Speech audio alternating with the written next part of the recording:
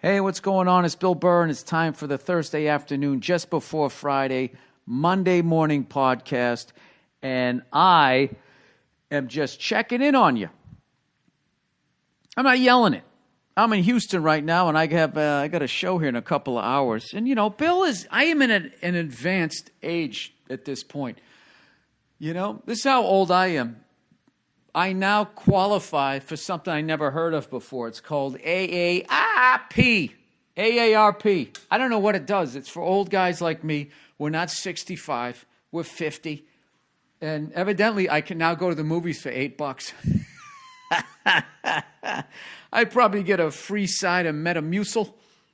Maybe a little tube of Bengay when I walk out, but I'm psyched.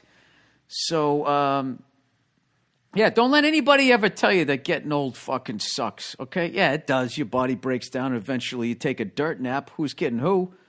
You fucking surrounded by loved ones as you're laying there, everybody's bottom lip quivering, and you're just sitting there, was I a good person? Was I a good person? Right? Yeah, that sucks. But there's a lot of shit that balances it off, all right? $8 tickets to movies. Bam.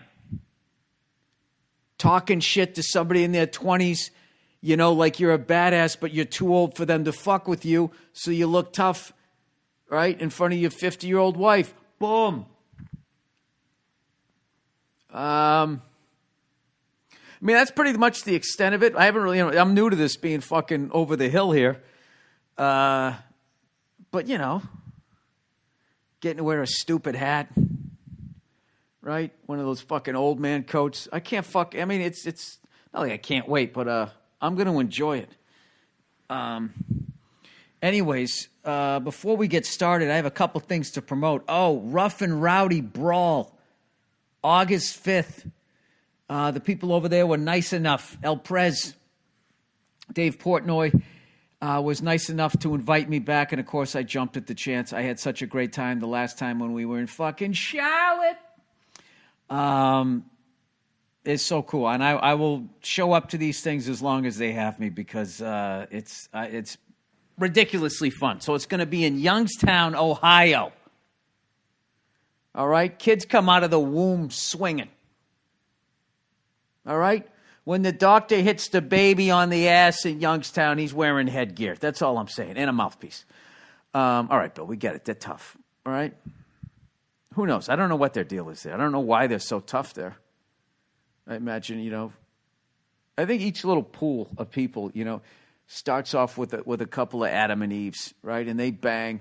And then whatever. If they're into books, then you get like Seattle, But if they got hammered and they beat the shit out of each other, you get Youngstown. I haven't researched any of this, but I don't know what. All I know is I'm not looking anybody in the eye when I get there because I don't need to be clocked by fucking Kelly Pavlik's third cousin. But anyway, so I got to do a gig. I'm going to do a gig right before I get there. I'm going to be in Rochester, New York. All right, I believe home of Steve Gadd, childhood home. I remember that I used to watch that instructional DVD that he had a zillion times up close. And he would talk about how he got his hands together playing in the Rochester Crusaders. It was a drum corps. I know, crazy information, but whatever. It's in my head. I got to get it out. So that will be on August 4th. August 5th, I'll be driving down to Youngstown for Rough and Rowdy. So go to roughandrowdybrawl.com to get your tickets, to stream it, whatever you got to do. It's going to be fucking awesome. And I've already seen some of the highlights. So I should really retweet some of the guys. They got some Pittsburgh, Cleveland guys. No love lost there with all the Steelers trophies and Cleveland's barren shelf because for some reason they don't count NFL titles, which Cleveland won, I think, in 65. But, as far as franchises go, that went out to fucking Baltimore. Scarface reference. Anywho, I'm here in Houston, Texas. Oh, my God, I thought it was going to be fucking brutally hot. I was almost ready to call my agent and be like, how many fucking years have you been in this business? / how many years have you been booking me that you would book a bald, redheaded male that qualifies for AARP in Houston, Texas in fucking July.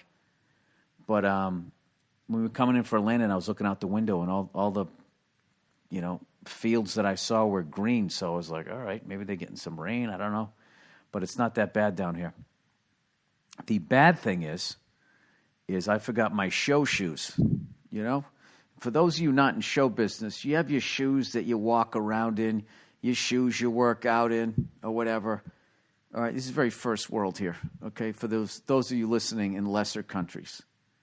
Okay, we are so privileged here that we have shoes for different events. I need to work out, right? I'm going to fucking wear these shoes. I'm going to go, go run some errands. Oh, I think I'll grab those. And then you got to put on a show and dance like a monkey. You have these other fucking shows. Now, I know other people in other towns, countries, I should say. You got one pair of shoes if you're lucky, right? You and 18 other people jump on a fucking moped with 37 boxes and somehow you don't tip over and you go down the street making fucking Instagram videos. I see you out there. I see you out there all the time. I don't know how you do it. Is it like Youngstown where you just grow up fighting? You guys just grow up fucking stacking shit up on top? It makes no sense.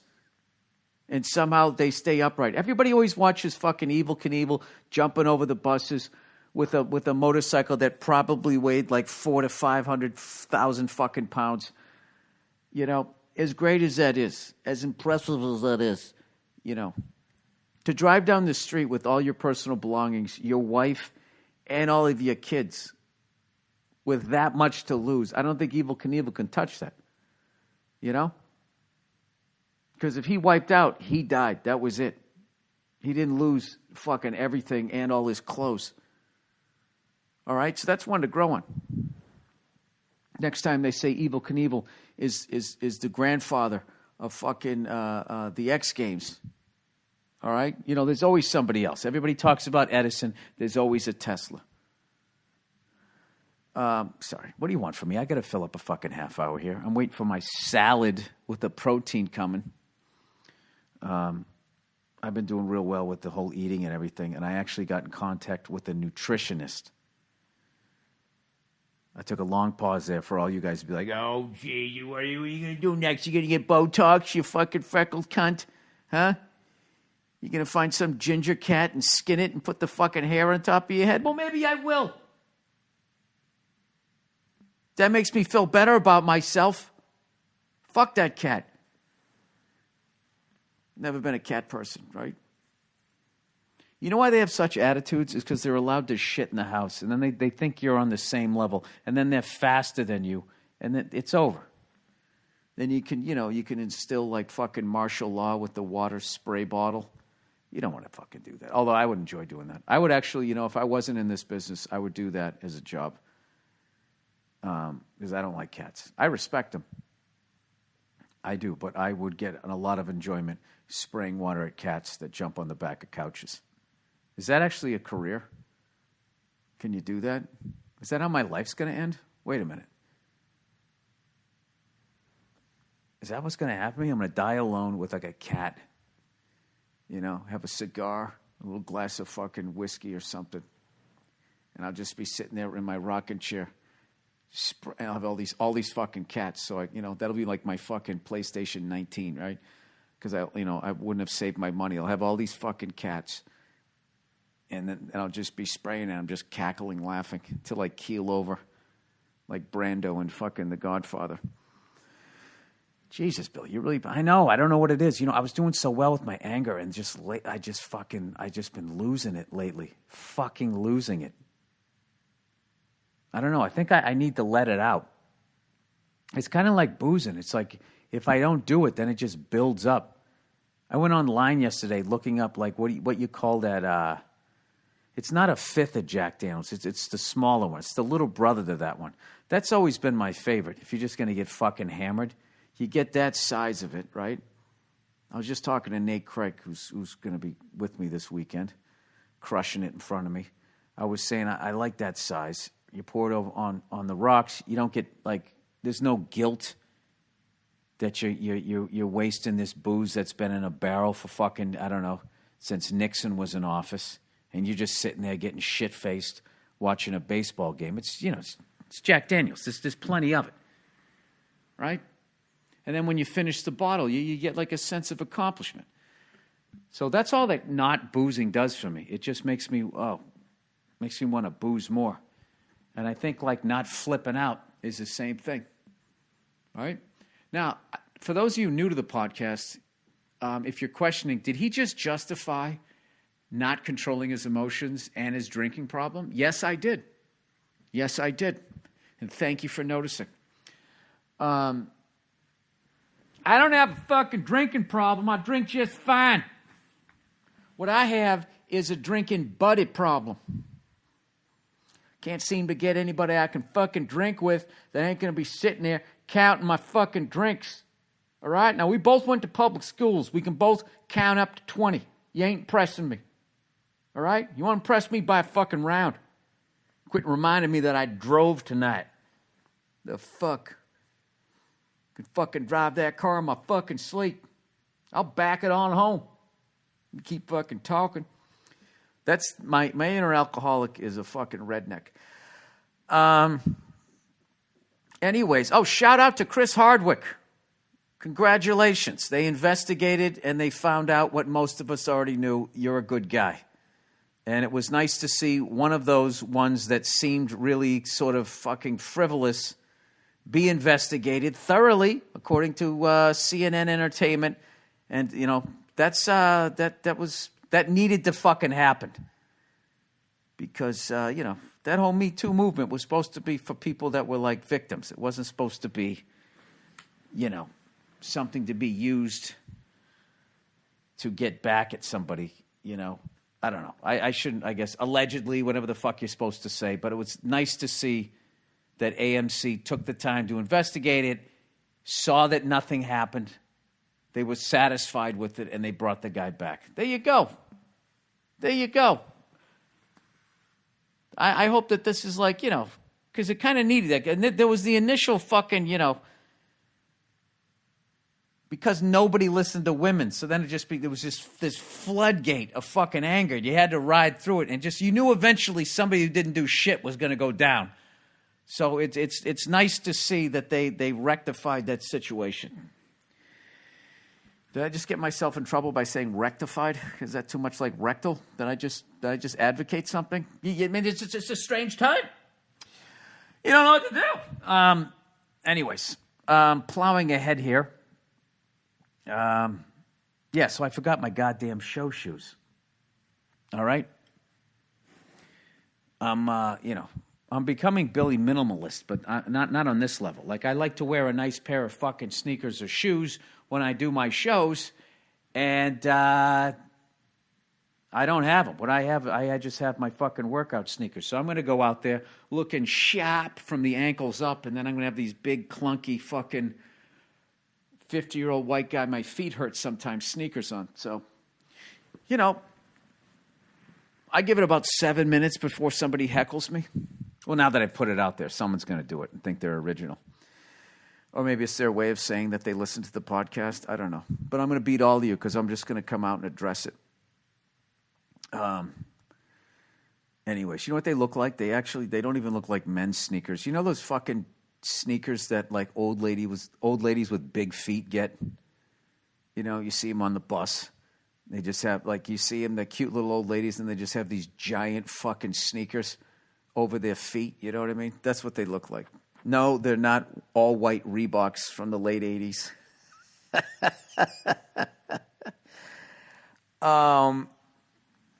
Anyway, so I am really looking forward to, I got 2 days here in Houston, and then I got one in Dallas. Houston's going to be fun. Dallas is going to be awesome, but it's going to be a little sad. Because this is my first time going to Dallas and with Vinnie Paul not being around anymore. And he was a big comedy fan, and he was somebody that I always made sure I reached out to. And I had a 50-50 chance because he also lived in Vegas that he was going to be in town. But, that's going to suck. I was just talking to a buddy of mine who was hanging out with Vinnie just a few days before he passed. and he was saying he used to always quote comedians' bits, and he would always like mess them up. He was just the funnest fucking guy ever, man. God damn it. Anyway, so I'll be going up there, and in my mind, we'll be dedicating my show to him. So that means I have to go hard. Which, by the way, I don't know how I missed all of this Pantera shit now that I'm like totally fucking into them and like trying to play drums along to their amazing music. And somebody sent me the official video to I'm Broken, which I never saw. And what I love is they spend enough time on Vinny that I saw all this shit that I was playing wrong as far as, whatever, just, the two opening crashes. Like, I didn't know he had like 4 crashes, 2 on each side. And then there was another part I thought he was playing 8ths and he was playing 16ths. It's pretty fucking cool. You don't get that a lot in music videos. Music videos usually barely shows the drummer, and when they do, they have the snare. When he's hitting the snare, or he or she's hitting the snare, it's on the 1 and 3, and the bass drums on 2 and 4. I cannot tell you how many fucking times they do that. It's like, are you even listening to the music right now? You're hearing the crack of the snare, and you got him you're lining up the video, and he's hitting the fucking bass drum. If anything in the music video genre drove me more nuts, there wasn't anything. It was that they would never fucking show the drummer. And when they did, it was just like, they didn't even give a fuck. I think they just looked at the right hand to just line up the music, and that was it. And then they didn't see what else he was fucking. The amount of times they cut to like the singer, he's singing some part, and you see the drummer playing a fill that you don't even hear. Or you hear a fill, and the guy's just playing the beat. It just, oh, the fucking guitarist does something. Oh, Jesus Christ. Let's make sure we fucking line that up note for note. The singer, pay attention. They always like, fuck the drummer. So anyways, it's a great video because they did not do that in that video. Sorry, look at me, getting all worked up over nothing. So anyways, a friend of mine got me in touch with a nutritionist. And this is not code name for a drug dealer. Did somebody just knock on my door? Oh, Jesus, hang on a second. Anyways, so I got this fucking nutritionist because I want to learn how to eat well. You know what I mean? I don't want to just be this guy like, hey, man, I'm going to fucking cut this out and I'm going to start fucking doing that. Like I mentioned before, like how many, like the amount of fat fucking vegans. I'm talking like back fat. I'm not just saying they got a little pooch or something like that. I'm just talking about like, just looking at people like, you just look at them like, you look like you're not healthy. And they'll be like, oh, I'm a vegetarian or I'm fucking vegan and all of that. So anyways, like I mentioned, as I bring the fucking food tray over here, there's so much fucking like misinformation. I don't know how to sift through it. And I don't want to become a vegetarian, you know what I mean? But I also fucking hate working out. You know what I mean? So I would like to fucking just eat smarter is what I'm trying to do. Now that I'm on the fucking road, this is what always gets me. I come in, I'm grumpy from a flight, and you look at the salads, and when you're in a fucking bad mood and you're hungry, a salad never looks like the right option, does it? It never does. What do? I'm going to eat a fucking burger. And you're trying to say, I want a side salad. And then the lady's like, do you want fries with that? And in your head going, no, Bill, don't do it. And then you go, yeah, fuck it. Give me some goddamn fries. Sir, you can order your food without using that language. I'd like to remind y'all you are in the Bible Belt. So, I've been to Houston 1,000 times. What am I supposed to do now? Am I going to go to the fucking Alamo again? Going out of that godforsaken? I've never even been in it, And I'm not talking about the original Alamo in San Antonio. I'm talking about the Houston Alamo. It's a mom and pop place, I don't know what the fuck I'm talking about. I just wanted to just say the different cities, the wrong cities, so people could be all like, oh, actually, it's fucking no. Shaking my head. All right, let me read some advertising here for y'all. Felix Gray, y'all. Even if you've never heard of digital eye strain. Oh, shit. Yes. Oh, this is, yeah. Okay, I remember this one. This is a good one. If you never heard of digital eye strain, chances are you've experienced the fucking effects. Symptoms like eye fatigue, dry eyes, and migraines. Turning the hose on your cat. All of these things can happen when you stare at a computer screen for too long.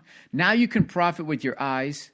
Now you can protect your eyes with a beautifully designed pair of Felix Gray computer glasses. I want these things.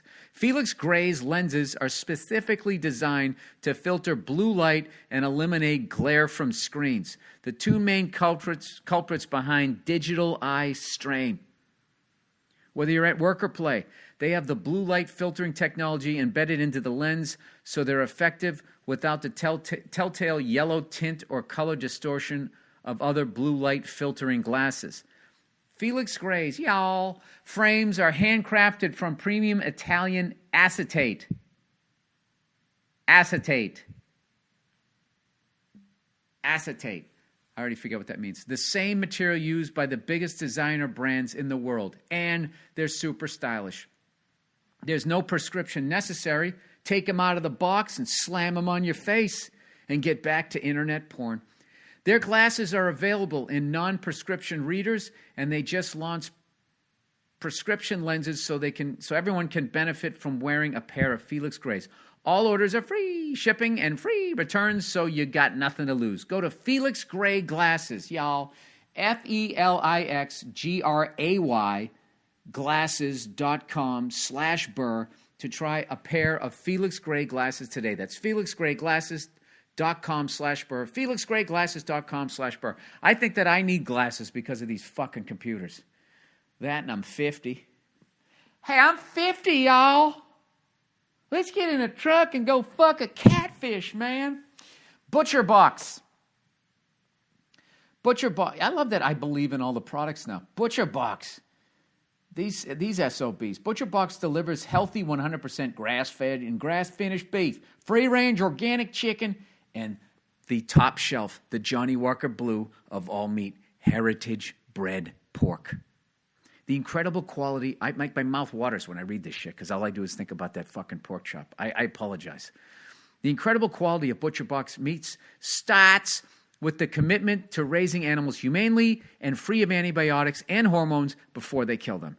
Each box comes with at least 9 to 11 pounds of meat. Fucking porn star. Which is enough for 24 individual sized meals. You can choose from 5 different box types. All beef and chicken, beef and pork, mixed box, custom box lets you choose your own cuts. Antibiotic, hormone-free. Butcher Box believes in a healthier food system where everyone has access to meats the way nature intended, free of antibiotics and hormones, and humanely raised on an open pasture before we kill them. Selection. Butcher Box carefully curates the finest selection and cuts and makes it a breeze to customize your own delivery. Build your own box to get exactly what you and your family love. Choose your delivery frequencies with customizable subscriptions. However you want to do this. Recipes are available at Butcher Box website, and videos are available to follow along on Butcher Box YouTube channel. I had the pork. It was unbelievable. I loved it. Okay. Anyways. It's a lot of words here. To receive free bacon for life. The nerve of Jim Jeffries to say that this is not the greatest country of all time. Free bacon for life. And the good bacon, American bacon, not Canadian bacon. The good shit. Free bacon for life of subscription. What? That's wrong. To receive free bacon for life of subscription, OF, plus $10 off your order. Go to butcherbox.com. Click on the big bacon banner on the homepage and use Burr at checkout. Go now, limited time offer. All right, Stitch Fix. Stitch Fix has reimagined the way we find and buy clothes.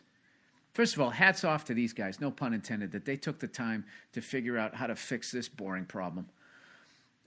We've reimagined it like Disney. Convenient. Stitch Fix understands that life gets busy, so just tell them your sizes and your favorite types of clothes and how much you want to spend, and your personal stylist will pick out your clothing for you based on your preferences. Try before buying. If an item doesn't fit or you just don't like it, no worries. Just send it back free of charge. Style. Some of us have it, some of us don't, but just because a sense of style seems elusive for some doesn't mean it's impossible to attain. There's no time like the present to discover that style you never knew you had, and you can with a little help from our friends at Stitch Fix. This is like when they were going to the musical montage in any 80s movie, when they were like remaking the nerdy chick, you know? She wasn't good looking because she wore glasses and had her hair up, right? Then they'd let the hair down and take the glasses off. It's like, oh my God, Megan, you're beautiful. This is what Stitch Fix is going to do for you. Stitch Fix has reinvented how we find and buy clothes. Just answer some basic questions about your sizes, favorite styles, and budget. I feel like they already said this. Right from your laptop, smartphone, or tablet, your personalized stylist then springs into action. Oh, Christ, I got another order. Hand selecting 5 brand new clothing items just for you. I know. Personal stylist sounds like something only the rich and famous can afford, but you can too. Stitch Fix styling fee is only $20, which is applied as a credit towards anything you keep. And since your personal stylist uses only your personal preferences to pick your clothes, you're still in complete control. Once your items have arrived, try them on and pay for what you keep.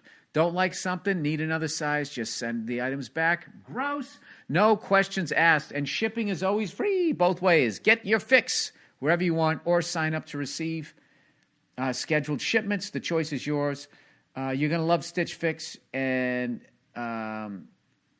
what is it? Hurry to stitchfix.com/Burr to get started now. Keep all 5 items in your box, and you'll get 25% off your entire purchase. That's stitchfix.com/Burr.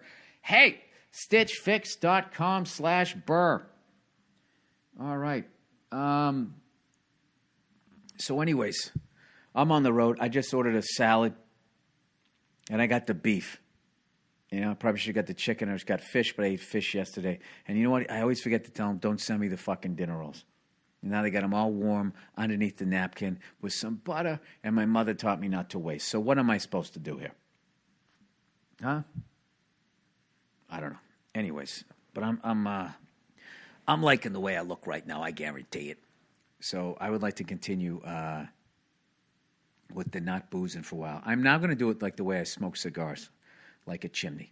Now, I'm going to drink the way I smoke cigars, which is, once every 10 minutes. No, once every 10 to 14 days, I have a cigar. So I would like to get hammered or have a couple of cocktails twice a month. That's not bad. 24 times a year. 24 times a year. I just want to remind my liver that this is not a game. Okay? The preseason is over, all right? So keep your head on a fucking swivel. Stay on your goddamn toes. No, I got a night coming up. I'm going to come off the wagon for one day. Like what I would like to do, come off the wagon for one day in August, and then I am not going to drink again until I'm going to a Michigan Wolverine game this year at the Big House. Oh, Jesus. I have not been to a game there since 1999. And the only guy, there was some guy in Michigan, I believe, won the Heisman. And for some reason, I remember that guy, David Boston, because he had the last name Boston.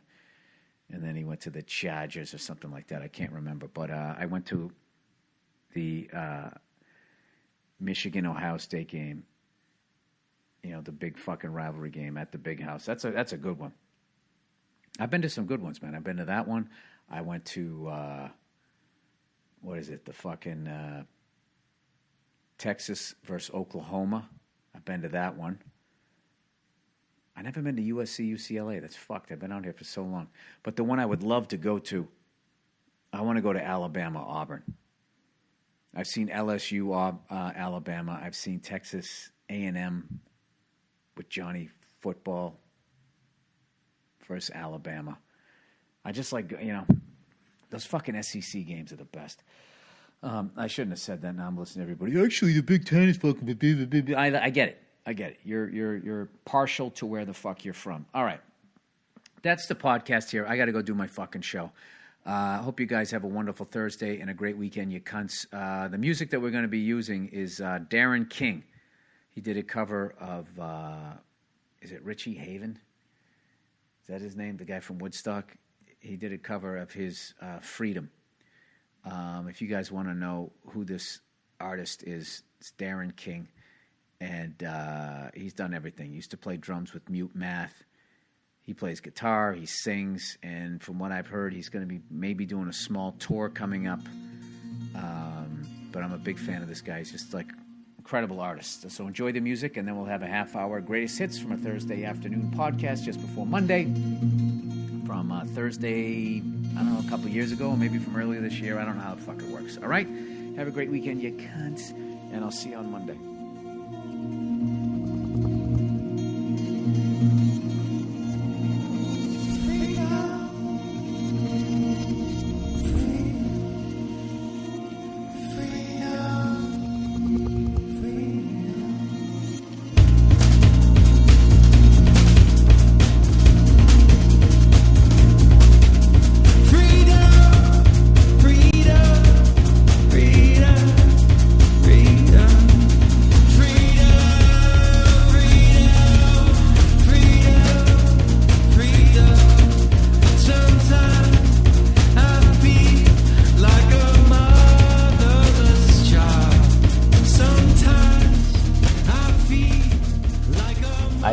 Time in Vegas, other than when I went down to the pool. Because I go down to the pool, I'm down there, it's me, it's fucking Jay Lawhead, who's been killing it in front of me, and the lovely Nia and her cousins, and we're hanging out down the pool, and they're doing the usual shit. You know, if you're a redhead and you go down to the pool, like, you're just asking for it.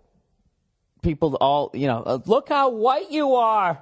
You know, like, I never noticed. It's like, I'm fucking around myself. I've been around myself since the 60s, the late 60s. I know how white I am. And if I ever forget how white I am, there's always somebody there to remind me. Sir, I don't know if you've noticed your skin tone. What am I, meditating, floating up out of my body? All right, so these people I'm with go, come on in the pool. I'm like, I don't want to go in the pool. I don't want to go in the fucking pool. You know, they're like, why not? Why don't you want to go in the pool? You know why? Because they're fucking...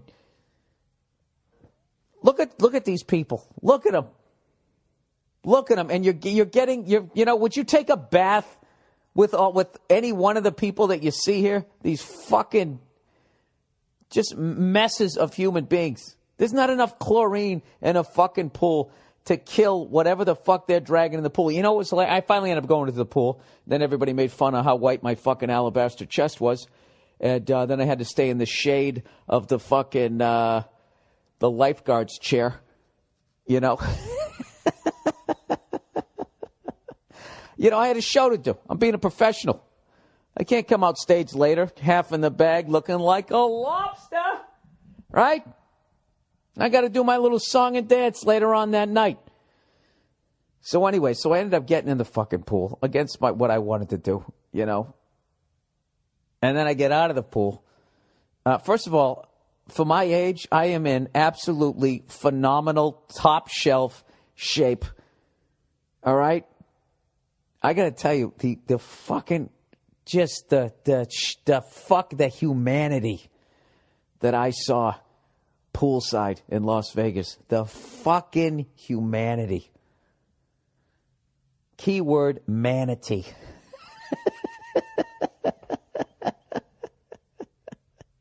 Not to step on Jim Gaffigan. I just realized he used to use that reference, and I'm pretty sure he used it. I can't remember how the fuck he used it, but if he used it to describe a fat, pale torso, not really pale, but whatever the fucking shit I saw, the side of he was dead on that. Oh my God. Is there anything worse than seeing a tattoo come of age? You know? Jesus Christ. If you get a tattoo, you better just make the mental decision that you're going to P90X for the rest of your fucking life. Because when you don't... Dude, I saw this guy down at the pool. All right? He had, like, not only the worst tattoos you've ever seen in your life, like the worst placement. You know what I mean? Like you get one like on the side of your arm, up by your shoulder, that looks good. Right on the bicep, that looks good. You know? Do you know somebody gets one right over their voice box? Like, I don't give a fuck what you have surrounding that leads into that part of the work or the piece, whatever they call it. It looks fucking horrible. Leg tattoos, horrific. Horrific. So this fucking jerk off, he has basically the exact sort of like tribal thing that The Rock has, except he doesn't look tribal. He looks like an accountant, you know? And he doesn't work out. So just imagine if The Rock was as pasty as I was. And it never worked out in his life. But he has that same tattoo that starts at the elbow, goes up the arm, over the shoulder, and covers one whole pec. But the way this guy had it done was it didn't cover his whole pec. It came swinging in and went right above his man nipple. So now all of that is like colored in. So because of the pastiness of his torso, your eye is just drawn to his right nipple. As he's standing in the fucking pool. My neck was sore from shaking my head at people. It was absolutely fucking horrific, right? So anyways, I go back up to the hotel room, right? You know, got to make sure that I'm all ship-shape for my goddamn show. And I put on the news, and what do they end up doing a story about? They start doing a story about the amount of fecal matter found in public pools. Right after I just got out of a goddamn pool. You know, and I know what people always think. Oh, stay away from where the kids are.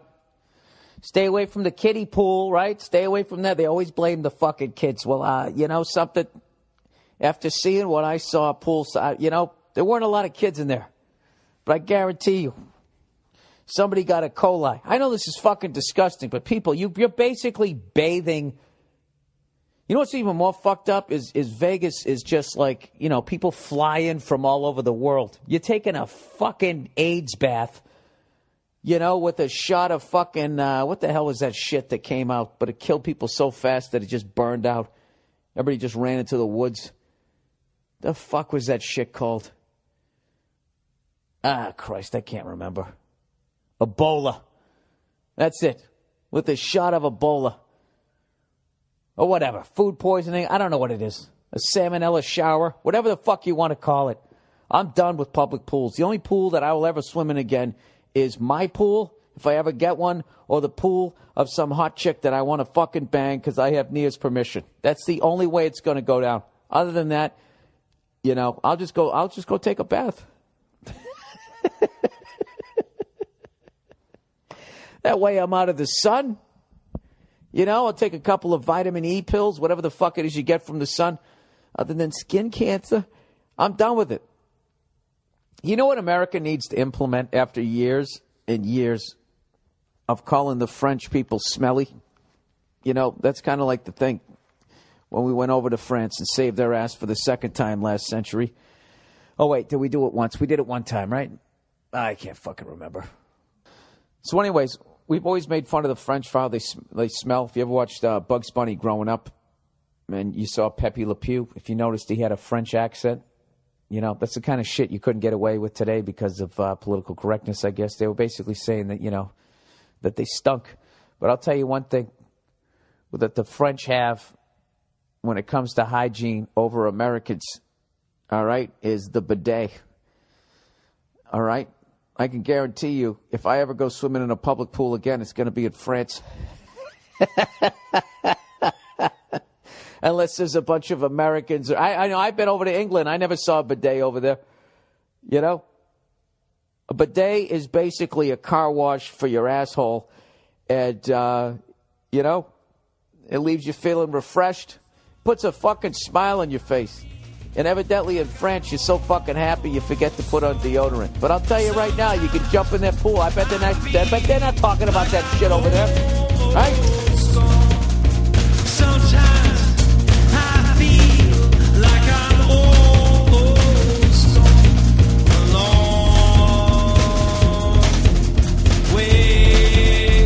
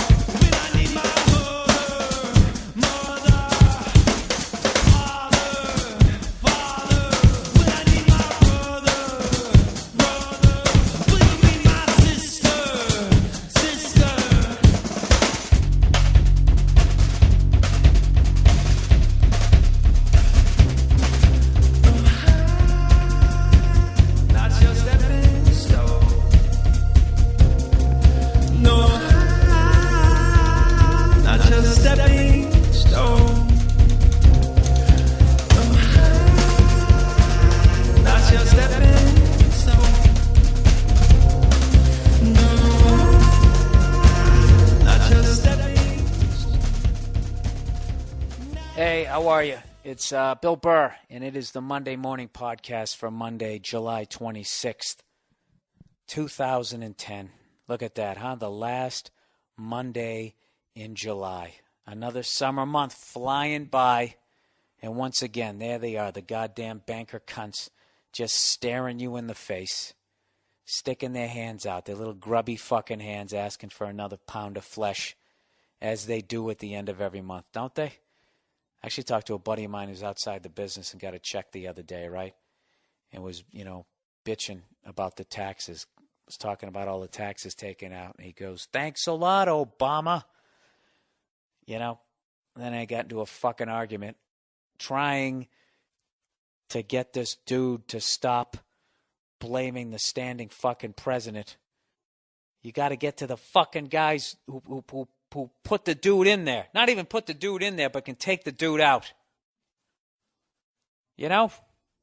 Doesn't fucking make a difference. I remember I voted for Ron Paul. I always vote for those guys. The Ralph Naders and all that, the Ross Perot's, and everybody always tells me it's a fucking waste of a vote. Is it, though? You tell me one fucking thing different that Obama's doing that McCain wouldn't be doing. I know there's little subtle differences. He's going to, rather than giving it to the fucking rich, he's going to give it to the fucking poor.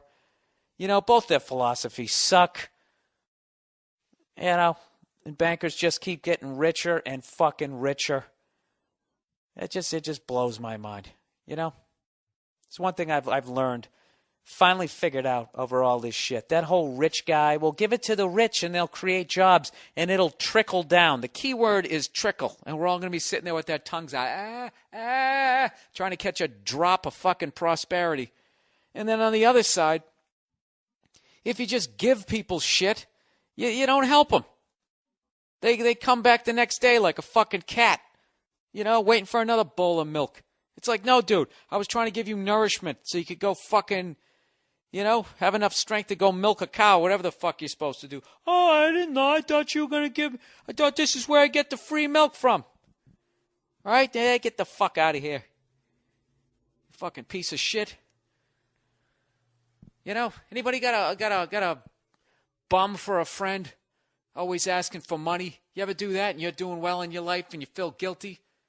And they get themselves into a jam, man. I'm in a fucking jam. And it's everybody's fucking fault but theirs. And their girls got them on the outs and the cops fucking arrested them and they're going to put them in fucking jail, or whatever's going to happen. They're going to take their fucking car and they need $500 and you fucking give it to them, right? And what do? They get out of that jam for fucking 10 minutes and what? Within a month, they're in another fucking jam. Have they learned anything? No. And a lot of times, it's an even worse predicament. I'm going to stop saying jam like I'm in the fucking 70s. It started off me doing the character. I'm in a jam, man. Then I just started saying it as me, and I felt like fucking the dude who drives the mystery machine on Scooby-Doo. He wouldn't say that. He was too much of a square, right? Fucking the hot chick in the missionary position. Am I really doing Scooby-Doo jokes? The fuck was his name? Was it Fred? With his ascot?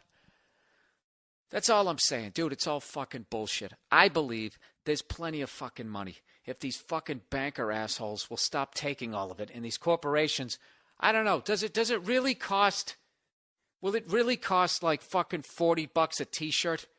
If you pay somebody a decent wage to make it, do you really got to have some 8-year-old make $3 a fucking day? Isn't there a fucking middle ground? Yeah, I don't get it. I just don't get it. I just refuse. I don't blame politicians anymore, Democrat or Republican. I just don't fucking blame them anymore. It's a fucking shitstorm. I mean, look at the shitstorm Obama came walking into. That's like you're hosting one of those hoarder shows. And you walk into the house and it's just piled high with shit. Trillions of fucking things that need to be thrown out, right? And then what? You give the guy 10 minutes to clean out the fucking house, and then after that, it's his mess. Look at the fucking mess you made. I don't fucking know. I gotta admit, like, politics is just like baseball. I stopped watching in June of last year. Although I'm starting to come around again. coming back around to baseball, and I'm liking the Nationals, and I'm liking the Pittsburgh Pirates. I'm coming back in through the fucking back door. All right?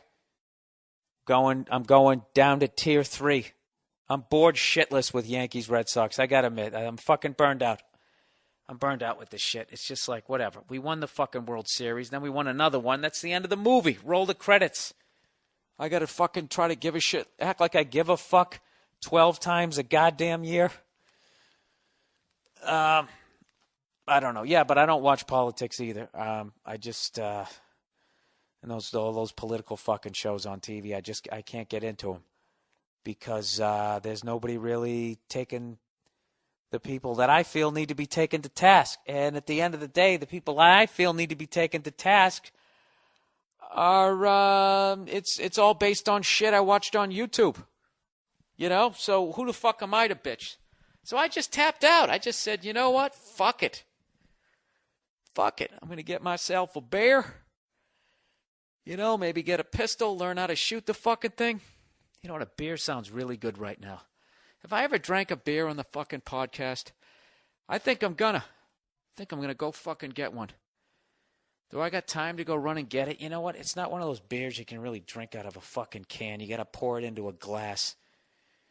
You know what? I have the ability to hit pause, don't I? I really do. Let me see if I know how to do it here. Jesus, this is always tough. Do I hit play? Do I hit record? I hit record. All right, and with the magic of the pause button, I am back, and I got a fucking brew right in front of me. See, this is what I'm doing. I don't give a shit anymore. I gave a fuck, and all you end up doing you just start yelling at people in bars. That's all giving a fuck at you. You know? What are you gonna make a sign? Stand on some street corner, honk if you give a fuck. That's going to stop the banks. You can't do it. I quit. I give up. I don't give a shit. Just tell me what to believe. I don't fucking care anymore. I want to get a gun, though. I really do. Stand on my fucking porch waving it at people. Just be that guy. We always knew he was going to be a problem. I mean, he had a gun. I got a gun, too, but I'm responsible. I keep it in my safe. That way, if somebody breaks in, I go, can you wait a second? I've never understood that. You know, it's like if you're going to have a fucking gun, you know, to really protect yourself, don't you have to sleep with it like fucking Tony Soprano in the second to last episode on The Sopranos when you thought this Tony Montana ending was going to happen? And then it didn't? I don't get this. You keep it in the gun safe, and then you keep the bullets in the trunk of your car, right? You keep the scope up in the attic. You know? As the intruder is chasing you around your fucking house, are you grabbing different parts of the gun, assembling it? Stick it under your fucking pillowcase like Beretta. Isn't that what you're supposed to do? You know what? I've never owned a nightstand in my life. I'm going to get a gun. Dude, I should have done this on the 4th of July. I'm doing a podcast. I'm talking about getting a gun, and I'm drinking a fucking beer. And not one of those pussy ones either. These are fucking 1 pint Boddington's pub ale. You know, one of those ones you open it up and it's got that fucking, I don't know what it has in there, that metal ball that rattles around. You look in, you can never find it. You had no idea what it is. But for some reason, you never had the curiosity enough to fucking gut the can to see what it looks like. I like the mystery. I like the mystery of it. I don't know what it is. Isn't it weird how a fucking beer like quenches your thirst and then automatically makes you thirsty again? What's the deal? Is it because it's alcohol and it actually makes you hydrated? Speaking of guns, what would you guys do if I just got absolutely shit-faced on this podcast? I'd feel great, and I wouldn't even think that I had a drinking problem. I can just keep hitting pause. You guys wouldn't even know. And technically, because I'm talking to you, I'm not drinking alone. All right? Isn't that what George Thorogood went off the fucking rails when he did that song, I Drink Alone? I drink alone. Really? And he started putting on the weight, and he still wore those rattlesnake skin fucking pants with matching top. You know, at some point, I mean, dude, I should fucking talk. I should really talk with my goddamn round, smooth white belly. This fucking beer at goddamn 8:45 at night's not going to help. At least it's hot as fucking here. You know, my old bastard fucking neighbor downstairs is home. You know, you like I bring my voice down? Because I don't need the bullshit. I can't fucking wait. You know, I got a new special coming out. All right, it's coming out in September. And I got a feeling this thing's going to fucking hit, and it's going to hit hard. And I'm finally going to go out and buy a goddamn house out here. And the day I do, when I load up that fucking U-Haul, all right, you like that? Even though I'm dreaming about buying a house, I'm still a broke asshole, and I have to move my shit myself. When I load up that U-Haul, okay, and I bring that fucking tailgate down one last time, all the way down that little fucking faggoty little bumper that's only an inch off the ground to make it easier for pussies like me to load their bureau in there, you know, I'm going to ring his doorbell, and I'm going to get in his face and be like, listen, old man, I don't know when, I don't know how, but I'm going to fucking get back. I'm going to do something to you. I don't know what the fuck I'm going to. You know, I sound like fucking jumping Jeff Farmer right now. I'm coming at you full force. You turned the tables on me in the wrong way, old man. No, I don't know. You know what? I don't do the revenge thing. I told you that guys a long time ago. I don't do it. You know, if I wasn't so worried that he'd have a heart attack, I really want to scare him one day. Just do a fake sneeze right close to him. Make him shit his pants a little bit. You know, take a Geritol shit in his fucking dickies. Miserable bastard. Really is. He's really the fucking ghost of, was it Future? Was that the one that was, I don't know what the fuck he is. All right, let's move on here. I talked about getting a gun and so on. This is the thing, too, because I'm doing this podcast so early in the week, you know, I went through a bunch of old emails, and, you know, I get a ton of emails from you guys, and I know sometimes people get upset when I don't read them. I just get a ton of emails. But I just went back because it's only Thursday, so I didn't really have that many current ones. And I saw some gems that I missed. And I guess one week I was talking about the amount of people that Stalin had killed versus Hitler. And how come people, when they bring up evil, they don't talk more about Joseph Stalin, considering it seems to me that he killed like 3 times plus a little bit more. I mean, what exactly are Hitler's exact numbers? Because I know he says that they killed 6 million Jewish people, but I also know that he killed gays. He killed, I think he killed blacks, if there's any blacks in Germany. Maybe some Catholics. I don't know. Whatever. Traitors, people who helped out Jewish people. I mean, did he get another fucking million out of that? I don't know what his exact number is, but I'm pretty safe to say that it's under 10 million. So I was saying, like, you know, Joseph Stalin, however the fuck you said it, you know, this son of a bitch killed like twice as many of that if you give Hitler 10 million. All right? So that was basically what I was riffing on. So this guy made a great point. He actually wrote to me, and he said, I ran across something I thought you might find interesting. I know how you talk about Hitler versus Mussolini versus Stalin and the number of deaths attributed to each one of them. Well, I don't think they actually did much of the dirty work. They outsourced it to Indian kids who did it for half the price. Ha, ha, ha. That's actually a decent joke if I read it better. Seriously, they had it done and they didn't do it themselves. So thinking about the fact that they didn't do much of the dirty work got me thinking about who did the dirty work for themselves. After a little research, I came across the person who I think was the baddest motherfucker of World War II. And I love the suspense he builds up. Was he from the U.S.? No. Was he from Germany? Was he from England? No cigar, motherfucker. Was he from Finland? Fuck yeah. So evidently this dude was from Finland. The guy's name was, and I'm going to butcher this because even the phonetic pronunciation, I don't know how to say the guy's name. Maybe anybody in Finland? What the fuck is that Helsinki? I have no fucking idea. Simo Heiha. I don't know how the fuck to say it. My best attempt at the pronunciation of the last name is, what did he say? How ha, as in hat. How ha. Simo Hauha? I don't know. Anyways, he was nicknamed White Death due to the fact that he would operate in the snow and had a completely white uniform so he couldn't be seen. All right, let's go on to the Wikipedia. Let me read about this guy. The first thing you know, if you look this guy up, it's Simohayha.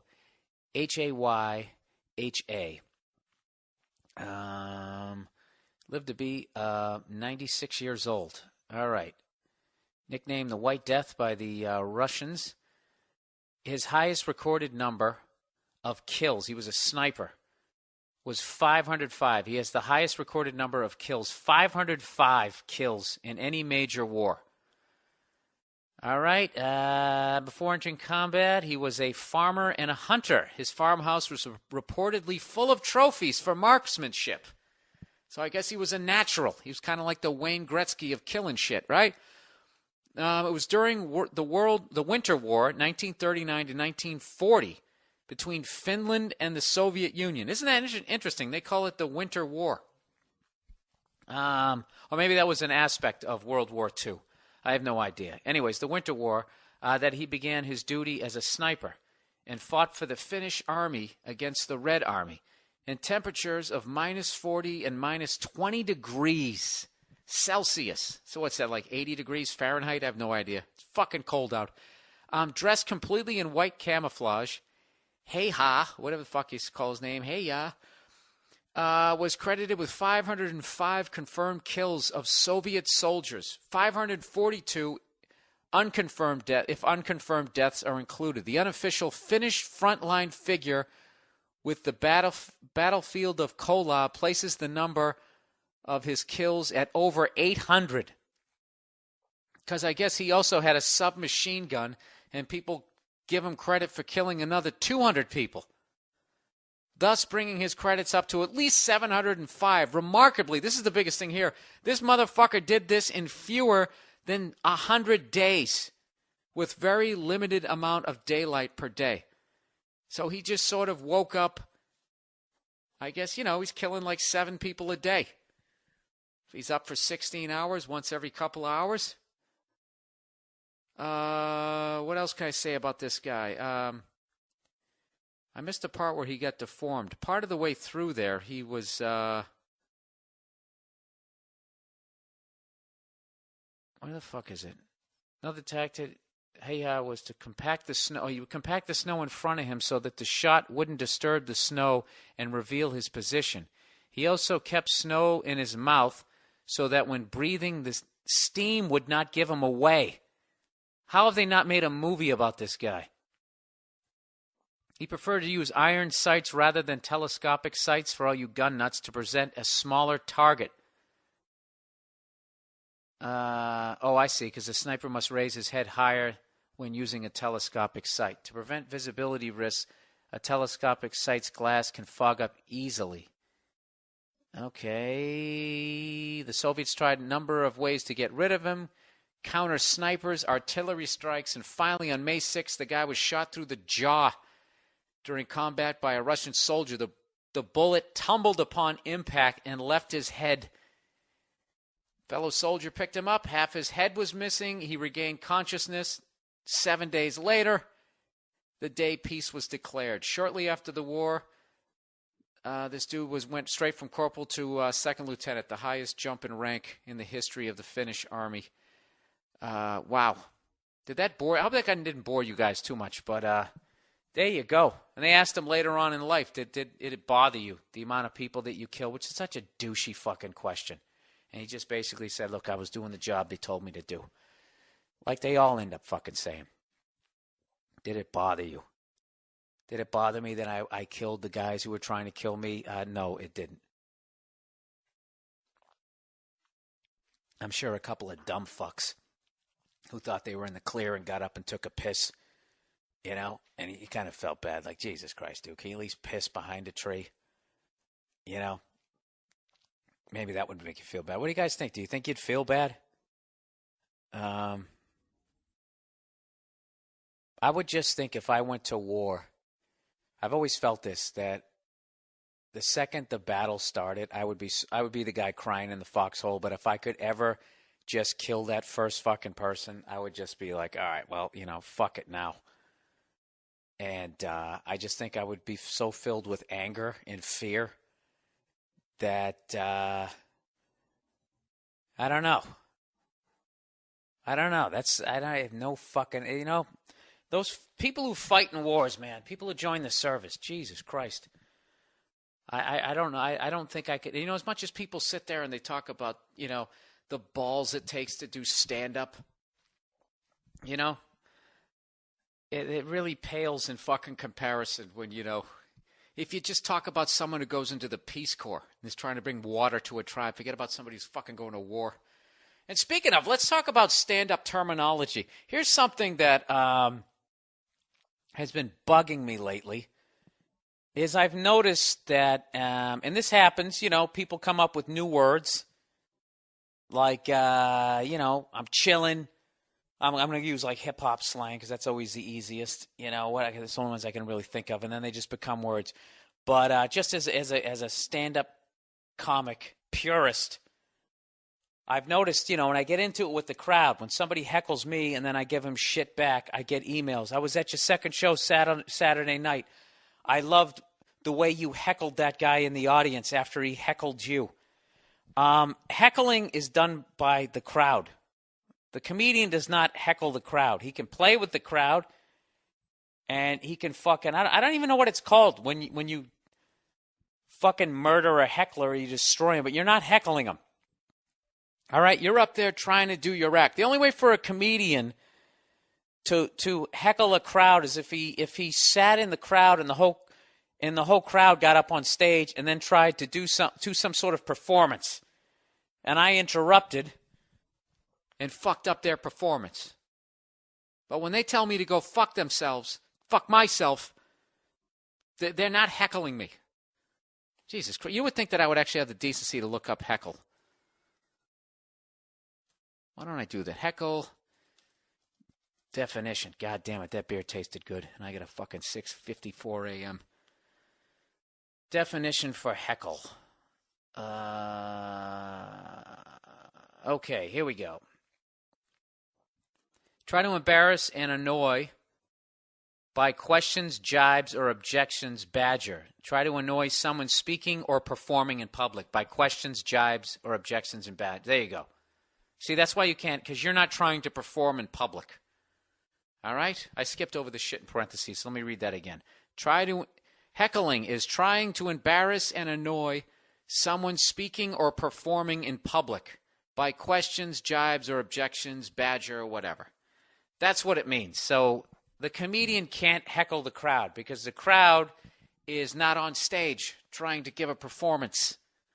So for the love of God, stop sending me fucking emails saying you loved how I heckled the crowd. I didn't do that. It's like telling a guitarist, I love your drum solo. Did that make any sense? Is this alcohol taking place? I haven't fucking ate in a minute. This beer is fucking delicious. You know what makes a beer like this taste good? A good beer glass. Do you guys have beer glasses? Talking to the men out there and the few women out there who are, fuck you guys. Women aren't into beer glasses, are you? Do I have any lesbians on my podcast? Maybe you guys have the brains to like beer glasses. Jesus Christ. I usually don't make any sense, but me, Buzz, doing this podcast is going to make even less and less sense. That's a fucking sign of maturity, a beer glass. And that's another thing. If you want to stave off the fact that you kind of think that you have a drinking problem, is if in your house, if you have the proper glasses for whatever alcohol you're drinking, okay? You're drinking whiskey out of a Dixie cup. Me stuttering like a shithead. That was a good line, too. If you're drinking whiskey out of a Dixie cup, take two. There's really no way. Little vodka in a sippy cup. Is your kid's crying in the corner because he's fucking hungry? Hang on one second. What do I got here? Hey, Paul, let me call you back. I'm doing my podcast, all right? All right, man, take it easy. All right, where the fuck am I? Yeah, you know what I mean? But if you have you have the proper glass. I have the classic 16-ounce, you'd pour a Heineken in this type of thing. I actually got those Sam Adams glasses, too. You know, the ones that they had where they got some sort of special glass thing at the bottom, and it makes the beer, the Sam Adams swirl up. They're really cool glasses, but what I don't like is they only hold 12 ounces, And it's just like, well, what about me, who likes to go 16 ounces at a time,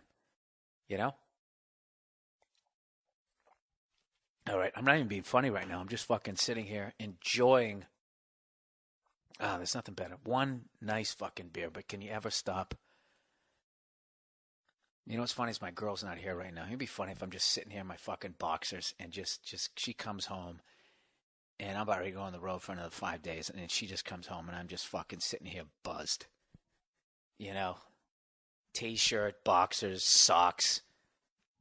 I mean, I'm just dressed like I'm unemployed. Then all I got to do is just start giving her shit. Why am I such a dick?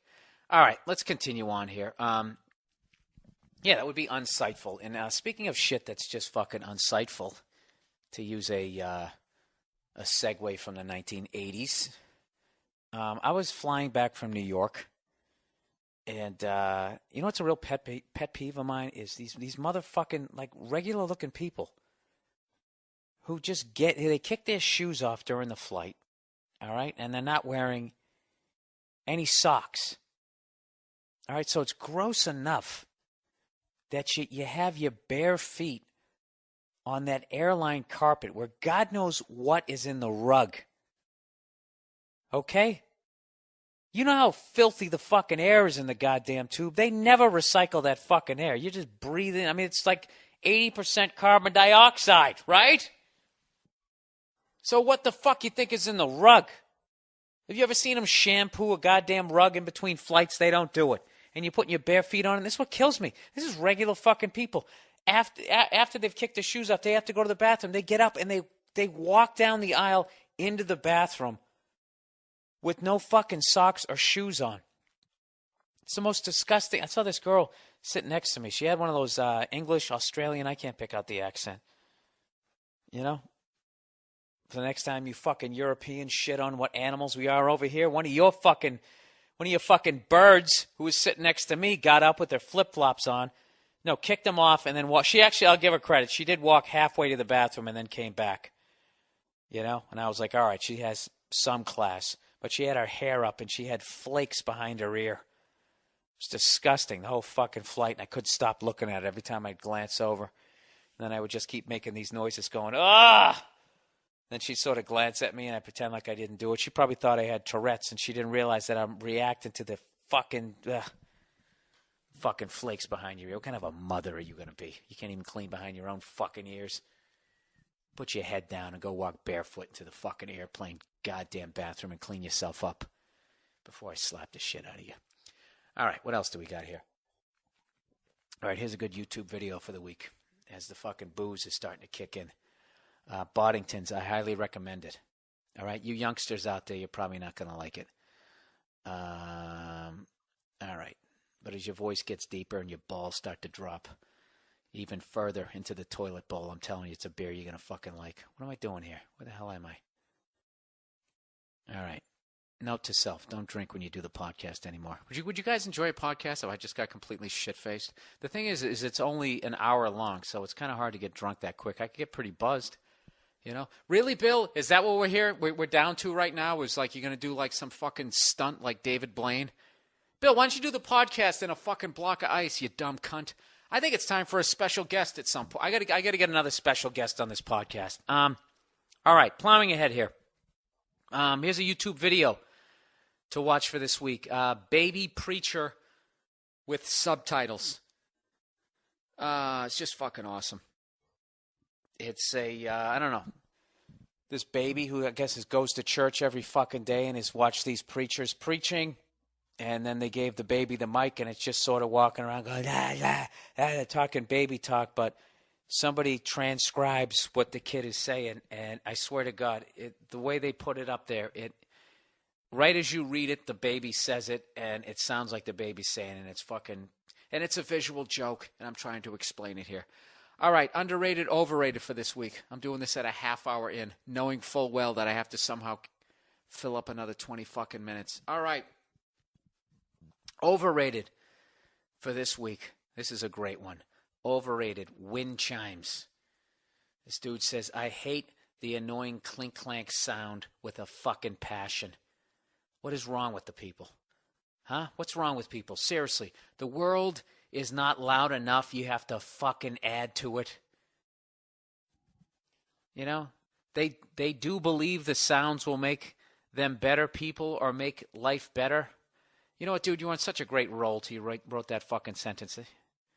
Oh, do they believe the sounds will make them better people or make their life better?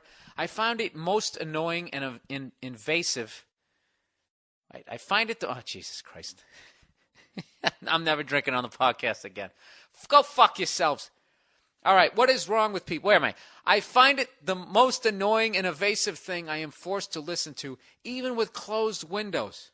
But they're so peaceful. If you fucking like the sound, why don't you put them up inside your home and have the fucking fan going? And anyway, what gives anybody the right to push their taste on others? Dude, I totally agree. It's like if you're going to make smokers smoke outside, then you want to make these fucking wind chime people take that shit indoors. I can't tell you how annoying that is. You know what's annoying about it? It's an annoying sound that's trying to be fucking spiritual. That's what kills me. It's more annoying than just a loud, annoying sound that's fucking annoying, because at least the loud, annoying sound has the fucking courage to be annoying. Those fucking things, they're you know what? When I go on YouTube and just get some fucking wind chime sounds for all you dumb cunts out there who do yoga, you know, and actually think that these fucking things sound good. Here we go. Wind fucking chimes, YouTube. Let's see what we got. Here we go. Yeah, because somebody fucking loves them so much they put up a video. Here we go for all you cunts out there. Here it is.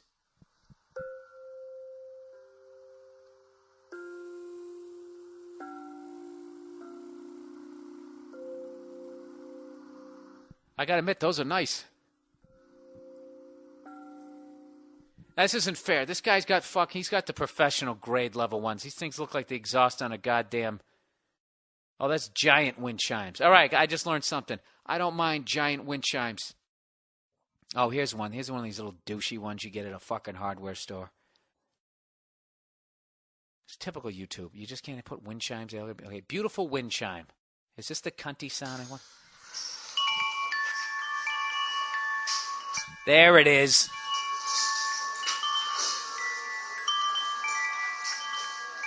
You know what the great thing is they're made out of metal, so when you rip them off, you have a fucking blunt object to beat your neighbor to death with. That's what you do, and then you dip it in fucking peroxide or bleach, and you hook it back up again. Let those A&E cunts figure out that murder. A man murdered on his porch. You know, somehow they'd find, you know, a fucking... I don't know, an eighth of an inch of his face imprint on that fucking wind chime. Have you ever watched those A&E things, how they catch people? It's like, it's not even fucking fair. You ever see the one, as I take another healthy swig? I got news for you. I'm having another beer. This might be the new thing. I might do this shit Thursday night, take a night off from stand-up, tell my chick to hit the fucking bricks. Is there anything better than drinking in your own goddamn house? It just makes you want to start screaming about the shit you own. You know? I paid for this shit! You hear that old man downstairs? I'm going to get louder and he's going to come up here. That would be the ultimate podcast. You know the thing about old people is you always have to worry that they are a fucking, like, they fought in a fucking war. Because I never have, so I have total respect for fucking veterans and the fact that they still got it in them, you know? That would be insane one night if I actually just totally pissed him off and he really did fight in the Korean War and he just fucking threw whatever that fucking thing is you throw up when you're going to climb up the rope on the side of the building. You know, that fucking land fish hook thing?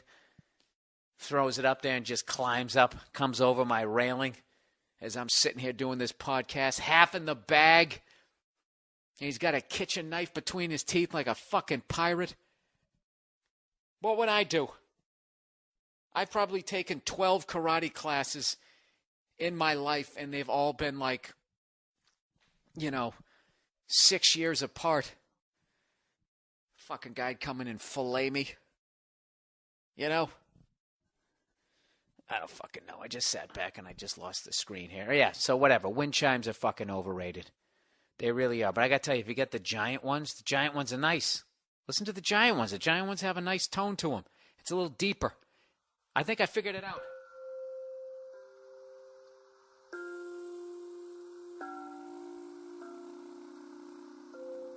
Come on, man. You got to admit, that's not bad. If you let go of the anger of your childhood, right? Let go of your anger for a second.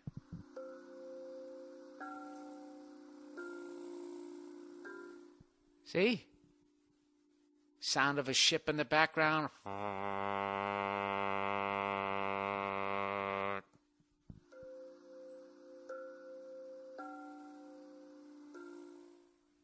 The ocean coming up on the beach.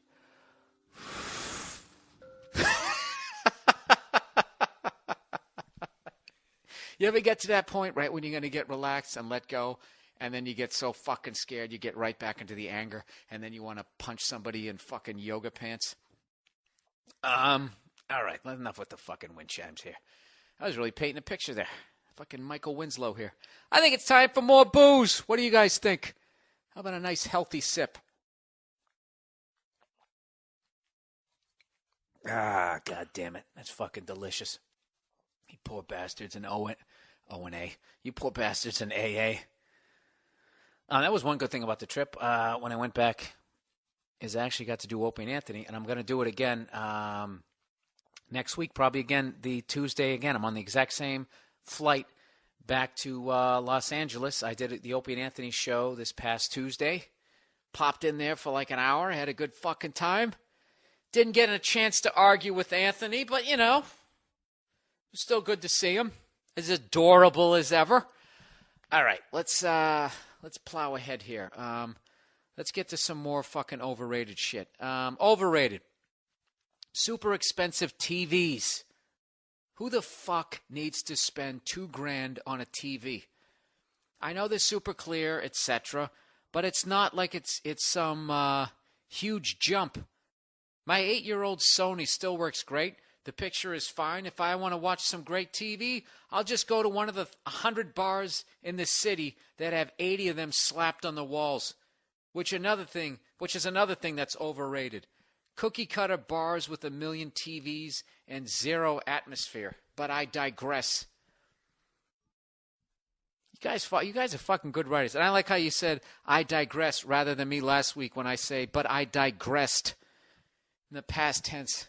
It's because I never use that expression and I'm a moron. Dude, I have to totally agree with you. In fact, I would still have an old school TV if I didn't move from New York to LA. I was going to keep my old school one. I had no problem watching the game on the old school square TV. It didn't bug me. You know, I don't need to see the inside of Shaq's. I don't need to see Shaq's fucking, nose cartilage. I remember when I first got HDTV, I was watching ESPN, and like Stuart Scott, or one of those guys is doing it, and I'm like looking at his pores, and I could see actually a little bit of the inside of his nose. His nose wasn't dirty or nothing, but it's like, dude, all I need is just to hear the scores. I'll tell you, what's fucking overrated too, and I hope it flops like fucking David Beckham in L.A. Here's one great overrated, is fucking shit in 3D. All right? Avatar in 3D. Who gives a fuck? Some butterfly flying near your face, you goddamn fairy. The fuck is wrong with you? And all these idiots who are going to go out and buy 3D TVs? You dumb fucks. If you buy a 3D TV, you know what you're like? You're like one of those dumb shits who keeps buying the new razor blades. Has any razor blade worked better than the fucking... All you needed was 2. 1 sucked. 2 was the shit. 3 doesn't do underneath your nose. You got to pinch your nose like you're in a barbershop in the 1920s getting a straight razor shaved, or in a fucking Three Stooges film. And then it goes all the way up to 4. And then they knew they couldn't do 5. Or did they do 5? And now they're trying to act like the blades are even fucking sharper. It's all bullshit. The worst thing that ever happened to me one time, I was doing a college or something. I think I was in Florida. And it was the double whammy. I had a toiletry bag from Tough Crowd. One of my favorite fucking shows to do, Tough Crowd with Colin Quinn. And one of the gift bags they gave you was this toiletry bag. It said Tough Crowd on it and shit, you know. And not only did I leave that, forgot it in the bathroom, but my razor, my twin bladed razor, was in it. And they don't sell them anymore. And ever since then, I've had the triple one, and it just sucks. I got this one whisker right in that the skin between your fucking nostrils. I can't get it.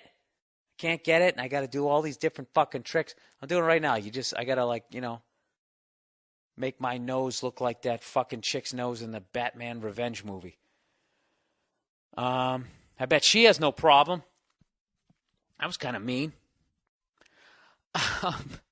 Yeah, so you guys do me a favor, all right? Don't buy 3D TVs. Don't fucking buy them. Okay? Two-dimensional football is still the shit. Are you really going to sit there on the couch with your friend wearing those stupid fucking glasses? So what? T.O.'s balls can be in your face? Come on. You want to see it in 3D? Go to the fucking game. Now watch. The TVs will be awesome. The TVs will be awesome, and eventually I'll get them. Have you guys noticed what a fucking hypocrite I am?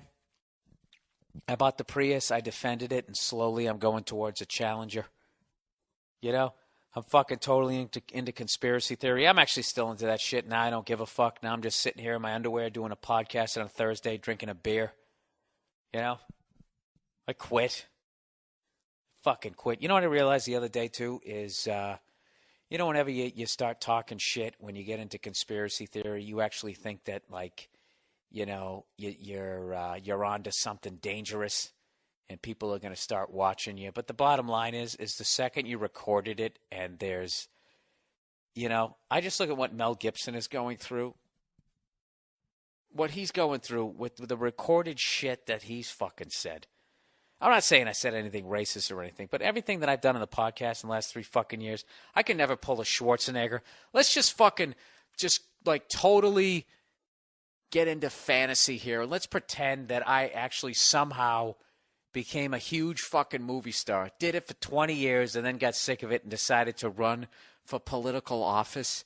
You could pick any one of my podcasts, and that would be the end of the campaign. You know? Especially those ones early on when I said cunt every other fucking word. I go through phases. I got into golf for a minute. I got into conspiracy theory for a minute. I got into saying cunt for a minute.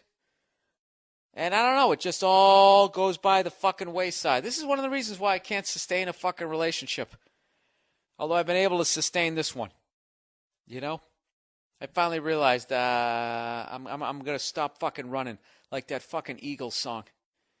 That stupid song, Desperado. You know? I would like to do that. I would like to do a Three Stooges slap to everybody in the Eagles. As great of musicians that they are. Those cheeseball songs that they wrote. Desperado, why don't you come to your senses? Shut up, Don Henley. Just play the fucking drums. Why don't you make a good fucking song? Their songs are class. Whatever the fuck. Who am I kidding? I'd love to be making the fucking bank those guys are making. You know? I'm going to warn you guys, man. When I make some fucking money in this business, I'm going to sell out like you've never seen anybody sell out in your fucking life. I don't know what I'm going to do, but I'm going to tap out. I know I am. I'm going to buy a modest house in the middle of fucking nowhere. I was actually looking at property in like Wyoming and Montana. I'm getting into that shit. Having a fucking ranch. Couple of fucking yaks. Goddamn pig that you can boot in the ass when your well water isn't coming up that day. Fucking shit ain't working. Thing running over the hill. Who's going to report you? You're out there by yourself. Dude, you live in fucking Wyoming or Montana. You get yourself a spread, you know? You might as it's like you have your own country. Just walk around naked on your property, nothing but you and your fucking Timberlands. just shooting shit, slowly going crazy. Best friends with like a pheasant. You know? I fucking love it. Learn how to grow fucking vegetables and shit. You understand that? How fucking awesome that would be? Because I'll still do stand-up. Just listen to this. This is the fucking dream. That for some reason this week I'm totally into. I'm going to live like that. And then every other week I get to leave the Ponderosa and then I fly into a fucking metropolis. Right? Get to, hang out with everybody who's living on top of one another. Soak up that vibe for a minute. Hang an extra day, go to a football game. Eat somebody's barbecue that they claim is the greatest, but it's always some dried out fucking ribs and chicken with some sweet sauce. The sauce always tastes the best. The meat always sucks. Once again, I had some more smoked fucking barbecue and whatever the hell it is. I always eat it. I always believe like this is going to be the one that's going to make me like it. Anyways, nah, dude, I would love to fucking do that shit. I don't know if I could do it. I don't know if I could live way out in the middle of nowhere. But I'm telling you, man, that really, the longer I'm in this business and the longer I'm on flights and I'm sitting next to people with fucking flakes behind their ears and they're getting up and they're walking to the bathroom without their fucking shoes on. And I'm listening to the male stewardess on the mic. We have a very full flight. If it can fit in the seat in front of you, please be courteous to other people on the flight. And they never are. They never are. People up there just sticking shit that could easily fit in front of the seat in front of them. No, I swear to God, maybe I'll be like John Denver. I'll learn how to fly a plane and buy some experimental fucking thing and crash it in the side of a mountain. That's the thing, though. That's the ultimate right there. I'll tell you right now, if you guys want to know what it's like to do the fucking road, and I'm telling you right now, I know salesmen and people with corporate jobs who have to fly around the country. What you do after a while is you fantasize about the way you want to do the road. If you could do the fucking road. And I would love it. I don't know if I could live in fucking the middle of nowhere like that, but let's just say I could. So this would be the deal. I live in the middle of nowhere on the fucking Ponderosa, right? Wood burning stove. It's like it's a fucking log cabin, but you still got the flat screen. I'll build a fucking ice rink out back for the kids that I don't have. Have like 4 fucking dogs, because who gives a shit? You can buy a mansion for like $1,200 out there. Have like 4 fucking dogs. I got Cleo. I'll get a fucking, pit bull, a boxer, a fucking bulldog. And then what else? I'd get a mutt. A bloodhound. Yeah, something that likes to howl, but also likes to lay around. Do my MTV Cribs, and rather than have a bunch of fucking cars, I'll have the Lamborghini, the Ferrari, the Porsche, and the fucking Dodge Challenger of dogs, right? Line them up in my fucking dirt driveway. And then down the street, somehow, I'd have my own private, this is the ultimate, right? I'd have my own fucking private jet. Oh, meanwhile, the business is also sending me fucking movie scripts. Just offer me, begging me, not only to be in the movie, but all I got to be is like the fucking 6th lead. And when I show up, they shoot all my shit. You have me for 5 days, shoot all my fucking scenes. And I'm that guy who was in the movie like fucking 3-4 times, but kills it, so I keep my career going. This is the dream. Then I live in the middle of nowhere. I fucking make my fucking... Got my garden in the back, fresh vegetables, got a chicken coop every once in a while. Who wants a fucking burrito? Hang on a second. I'm going to go wring the neck of something. You grab it and you fucking by the neck. This is how you do it. You grab it by the neck and then you spin their fucking body around and that's it. All right? You have your oldest son named John Boy and you have him pluck the shit. You stick it and set it and forget it. You kept it as a joke, as a reminder of civilization. You fucking eat that way. And then whenever I got a gig, I go down the fucking street. Down the street, whatever. Rural road, number 47. And there's a fucking airport, and I got my own jet. And pilots on call. All right? And in the back of the plane, there's just a big goddamn bed with a huge fucking seatbelt. And they fucking knock me out. If it's a long flight. If it isn't, I just sit there shooting the shit with the pilots. And that's what I do. And then I fly in, I do the gig, and then I fucking go to a sporting event, and then I fly back. That's my fucking dream. That's my dream of how I'd like to do the road. How do you like that? Huh? Booze is good on the podcast, isn't it? I hope I'm not going to listen back to this when I'm not buzzed and think that this is fucked up. But that's something I would like to do. But I got to be honest with you. I don't think that I could live in Wyoming or Montana.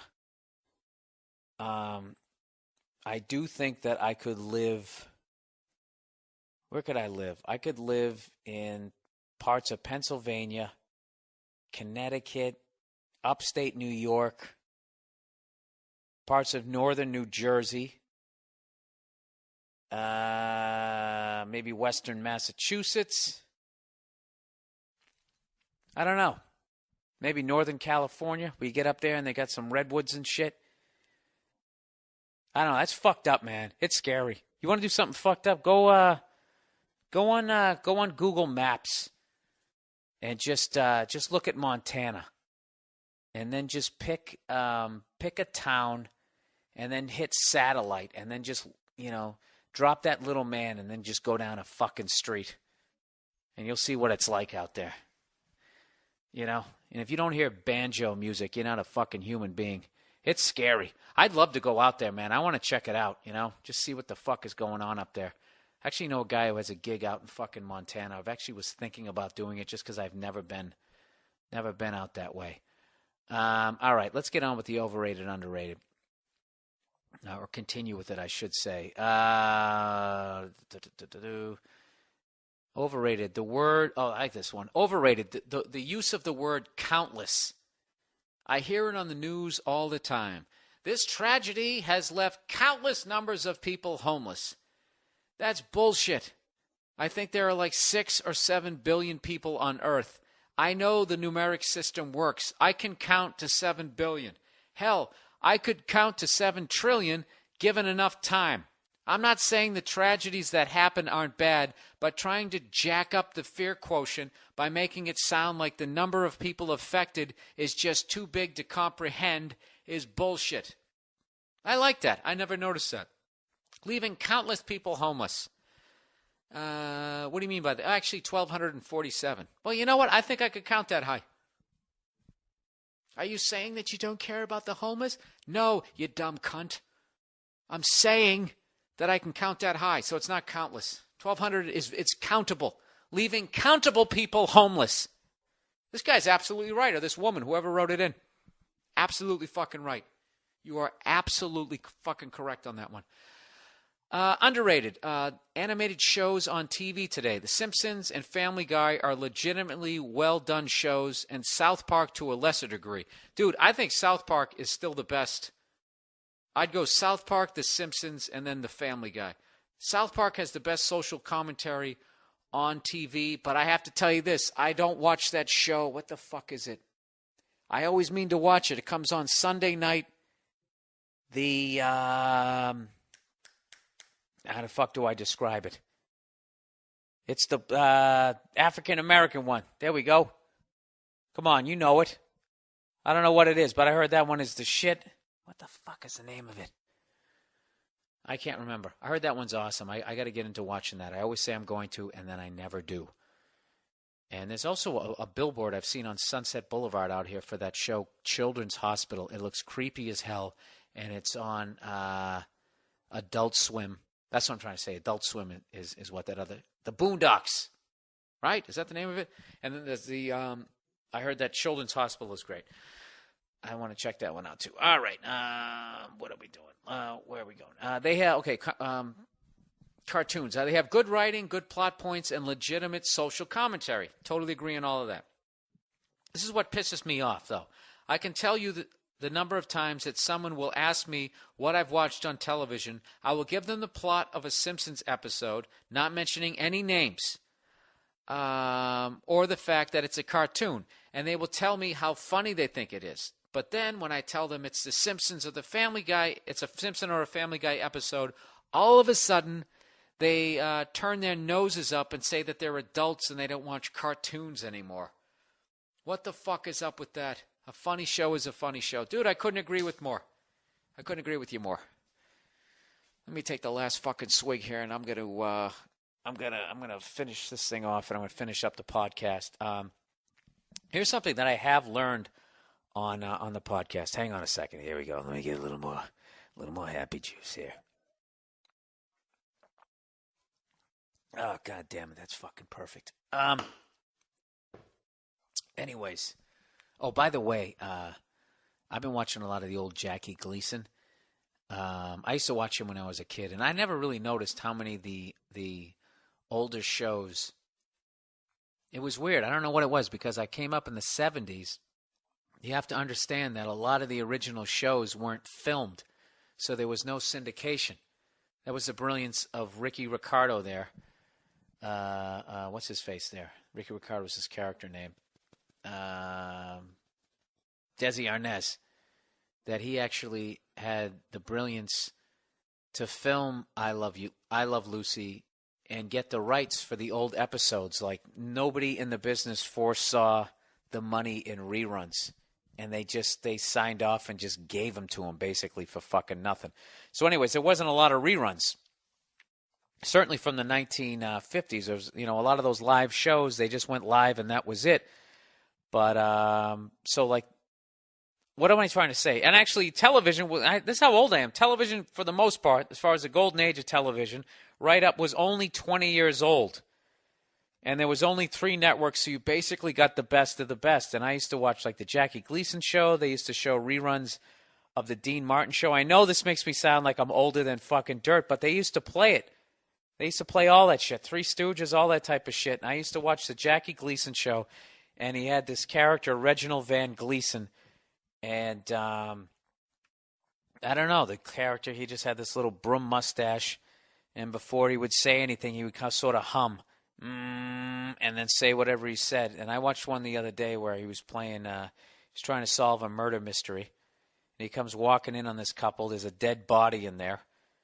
And, but before he starts questioning them about the murder, he actually sees a wet bar. So he just puts his index finger up. This is what I loved about Jackie Gleason, was how, without saying anything, he could go for like, minutes on end without saying anything and just have you dying laughing. And he never rehearsed either. And he puts his finger up, and after he sees the bar, and he walks over to the wet bar, and he does all this exaggerated shit of making the drink. But before he walks, the second I'm explaining this wrong, whatever. He comes walking over to the bar. The second he sees it, he just goes, booze, right? And it gets this huge fucking laugh.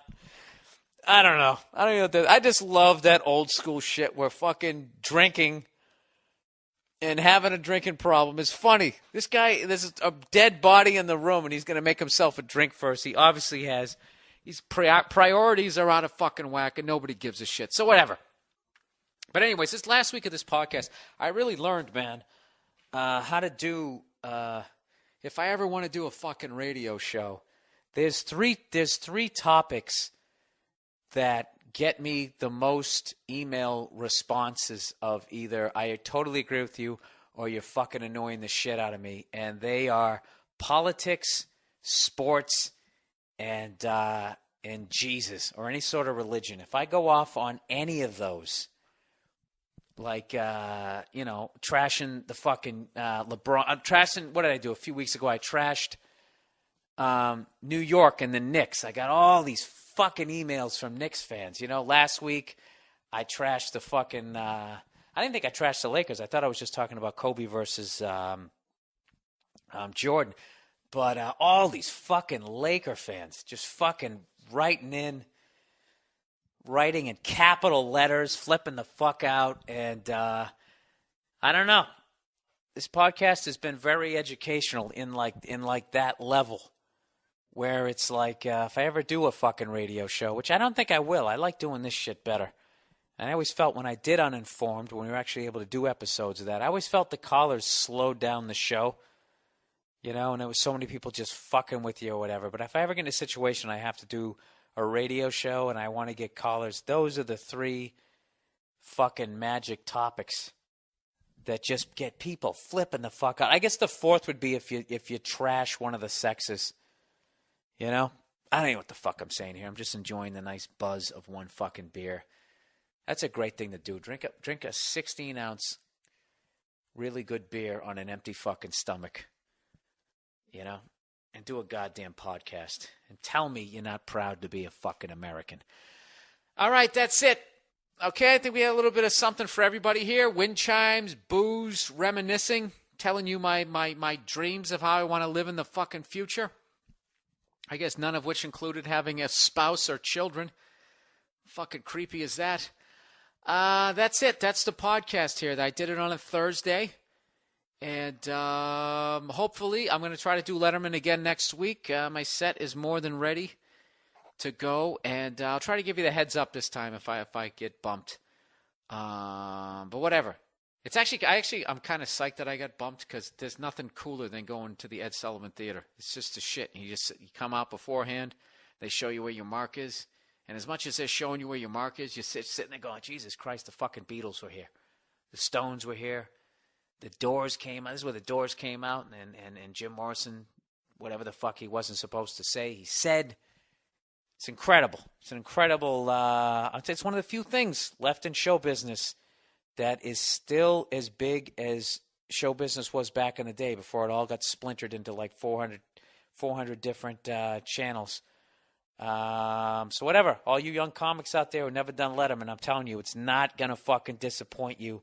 It's a huge thrill, and this is my 5th time doing it. I'm beyond excited, and I'm really hoping I get to get on this week. And that's it. That's the podcast for this week. I hope all you guys enjoyed it, and I will talk to you next week. Okay, take it easy. Sometimes I feel like I'm almost gone. Sometimes I feel like I'm almost gone. Sometimes I feel like I'm almost gone. A long way from my home.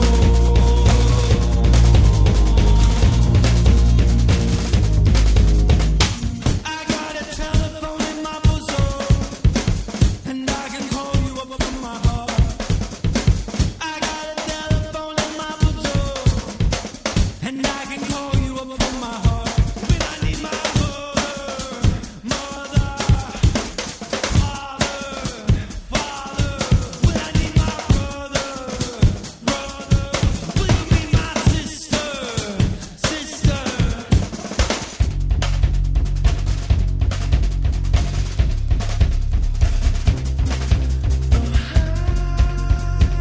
Not just stepping stone. No,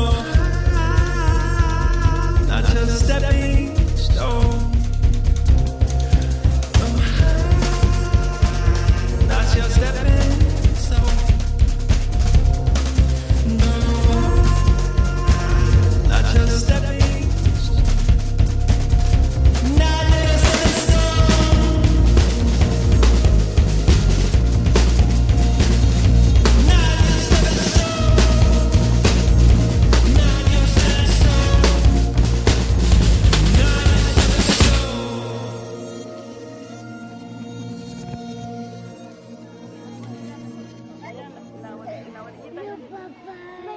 No, voy a tener que hacer aquí porque voy a meter Jimmy.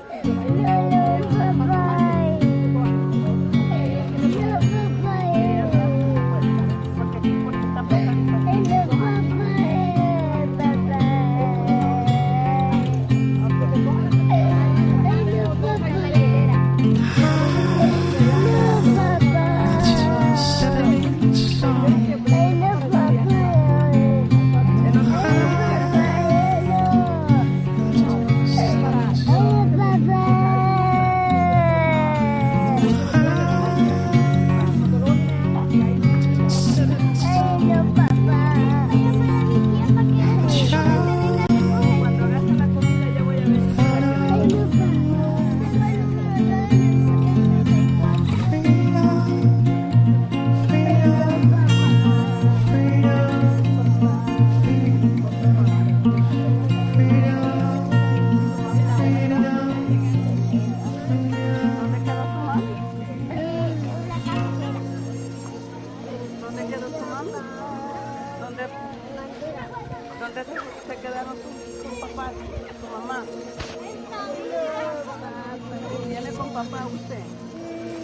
usted viene con mamá. ¿Y su mamá también? Yo vengo con papá. Voy a llamar al menos a mi tía para que me venga a recoger. Y después para que llegue mi